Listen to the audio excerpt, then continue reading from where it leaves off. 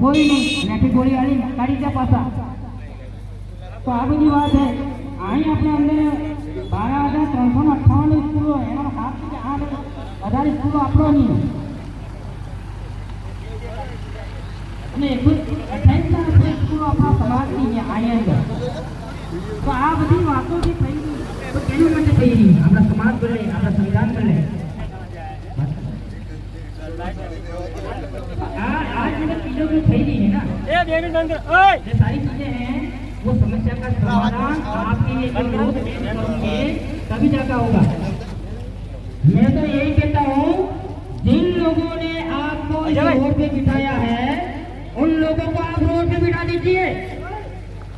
ये प्रण लेके जाइए यहाँ पे, ये प्रण लेके जाना पड़ेगा आपको. हम लोग जितना तवज्जो देंगे इतना ऊपर चढ़ते जाएंगे. ये ध्यान रखना. जितना तवज्जो देंगे ये लोग ऊपर चढ़ते जाएंगे. तवज्जो नहीं देना. समाज के हो, समाज के बीच में आके बैठो. ये चीज होनी चाहिए.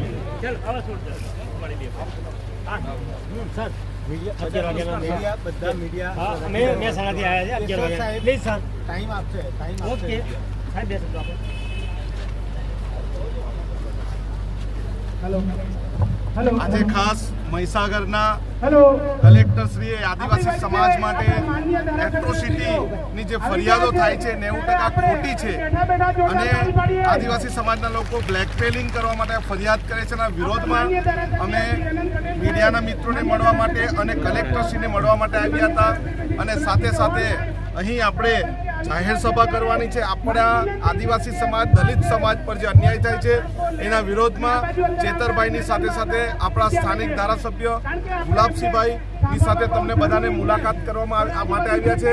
આપણે આદિવાસી સમાજ એક છે અને આપણું કોઈ અપમાન કરશે તે આપણે સહન કરવાના નથી.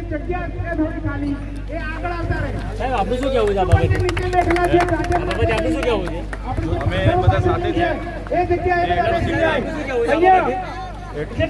મહીસાગર જિલ્લા કલેક્ટરે જે અગાઉ જાહેર મંચ પરથી કીધું છે કે એટ્રોસિટી એક્ટ પર જે પણ 90% કેસો થાય છે એમાંથી 90% કેસો તો બ્લેકમેલિંગ કરવા માટે આ લોકો કરતા હોય છે. એટલે આદિવાસી અને દલિત સમાજ ન્યાય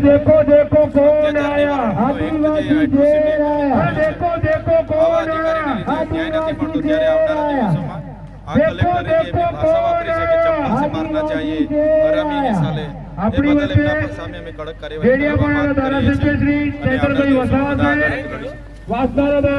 આનંદભાઈ પટેલ સાહેબ અને લુણાવાડાના ધારાસભ્ય ગુલાબસિંહ ચૌહાણ સાહેબ આપણી વચ્ચે આવી ચૂક્યા છે. એમનું આપણી જગ્યા પર રહીને તાળીઓથી સ્વાગત કરી લઈએ.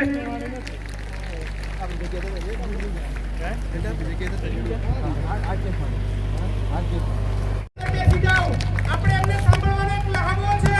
ગુજરાતમાં એક દહાડ પૂજ્ય છે એવા ધારાસભ્ય શ્રી આપણી વચ્ચે છે ત્યારે આપણે બધા પોતાની જગ્યા લઈ લઈએ કે જ્યાં પણ ઊભા છે બધા આવી જઈએ. જોહાર સાથીઓ, જય જોહાર, જય આદિવાસી. આદિવાસી સમાજના આખા ભારતના બબ્બર શેર ચૈતર વસાવા સાહેબ અને એવા જ બબ્બર શેર આનંદભાઈ પટેલ સાહેબ અને બહુ વ્યસ્ત કાર્યક્રમ હોવા છતાં બંને સાહેબો ફક્ત ને ફક્ત આપણને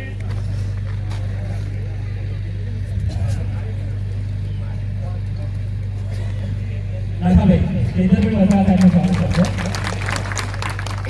ડીજે ડામોર સાહેબને વિનંતી કરું કે આનંદભાઈ સાહેબનું સ્વાગત કરવા આવે. ડીજે ડામોર સાહેબ.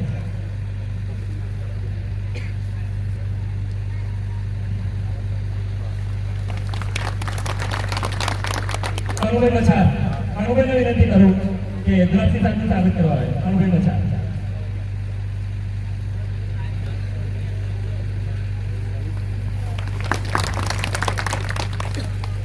રમેશભાઈ માલીવાડને વિનંતી કરું કે આપણા રાજસ્થાન દ્વારાથી દિનેશભાઈ વાત પધાર્યા છે તો દિનેશભાઈનું સ્વાગત કરે.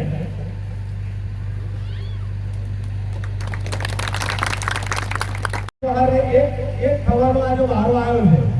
આપણે હજુ સુધી દરેક આદિવાસી આપણા હક અને અધિકાર માટે, આપણી સમાનની લડાઈ માટે એક નથી થઈ શક્યા ત્યારે ઇતિહાસની અંદર આજની તારીખ સંવિધાન દિવસ છે 26મી નવેમ્બર એ લખાવી જોઈએ અને સાથે સાથે એની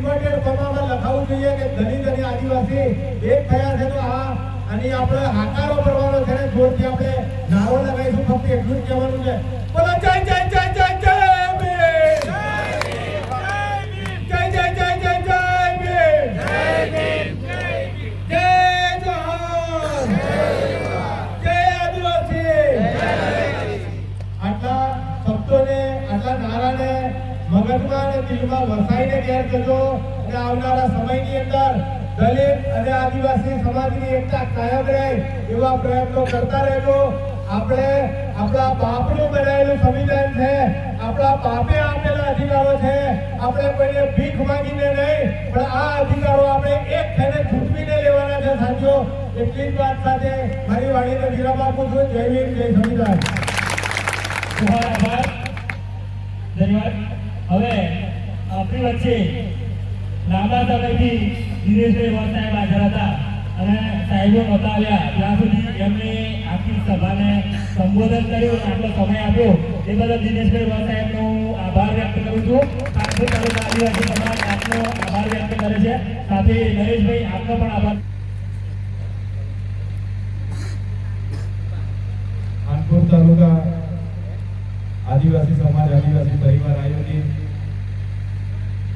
આજની સભામાં અહીં ઉપસ્થિત અમારા સિનિયર ધારાસભ્ય, અમારા સાથી એવા વાંસદાના ધારાસભ્ય શ્રી અનંતભાઈ પટેલજી, સાથે આપણા લુણાવાડાના ધારાસભ્ય અને હર હંમેશ આપણી વચ્ચે નાના મોટા સુખ દુઃખમાં ઉપસ્થિત રહેનાર અમારા આગેવાન એવા ગુલાબસિંહજી, સાથે રાજસ્થાનમાં સોના આમંત્રણને માન આપીને અહીં રાજસ્થાન શિરોઈથી ઉપસ્થિત થયેલા દિનેશભાઈ, નરેશભાઈ, ધીરેનભાઈ, નટવરસિંહ બાપુ, બાબુભાઈ ડામોર, પર્વતજી, તમામે તમામ મંચસ્થ આગેવાનો, સાથે ઘણા સમયથી લગભગ 3 કલાકથી આ ગરમીમાં તડકામાં બેસીને અહીં પોતાના સ્વખર્ચે ઉપસ્થિત થયેલા તમામ વડીલો, યુવાનો, માતા બહેનો, દૂરથી આવેલા પ્રેસ મીડિયાના મિત્રો, સાથે કાયદો અને વ્યવસ્થા જળવાઈ રહે એ માટે અહીં ઉપસ્થિત થયેલા પોલીસ અધિકારીઓ, સૌ માટે એકવાર આપણે જોરદાર તાળીઓ પાડીએ.